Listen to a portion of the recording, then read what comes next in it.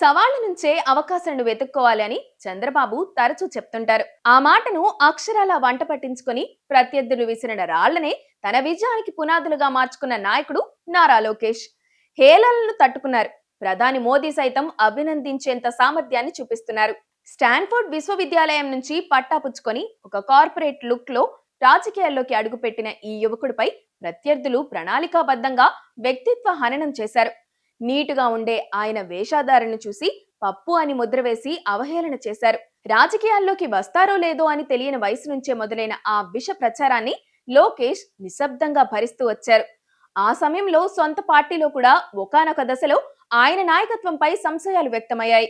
కానీ ఆ అవమానాలే ఆయనలో మొండితనాన్ని, పట్టుదలను పెంచాయి. అలాంటి పరిస్థితి పార్టీ ఓటమి తర్వాత మళ్లీ గెలిపించే బాధ్యత తీసుకున్నారు. పార్టీని గాడిలో పెట్టారు. పాదయాత్ర చేశారు. చంద్రబాబును సీఎంను కూడా చేశారు. నవ్విన నాపచేనే పండుతుందన్నట్లుగా ప్రతి ఒక్కరికి తన సామర్థ్యం చూపించారు. ఓడిన చోటే స్వయంగా 90,000కు పైగా ఓట్ల మెజారిటీతో గెలిచారు. ఒకప్పుడు ఆయనపై కామెడీ చేసిన వాళ్ళు ఇప్పుడు వణికిపోతున్నారు. రెడ్ బుక్ అంటే కింద మీద పడిపోయారు. ఎంతో దశాబ్దాల రాజకీయ అనుభవం ఉన్నవారు లోకేష్ దెబ్బకు అజ్ఞాతంలోకి వెళ్లిపోయారు.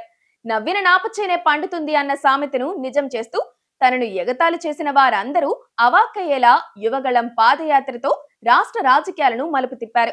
చంద్రబాబు అరెస్టు సమయంలో క్యాడర్లో ధైర్యం నింపి గెలుపు గుర్రం ఎక్కించడంలో లోకేష్ వ్యూహకర్తగా మారారు. ఒకప్పుడు ఆయన చూసిన నవ్విన వాళ్లే ఈ రోజు ఆయన పేరు వింటే వణికిపోయే పరిస్థితి వచ్చింది.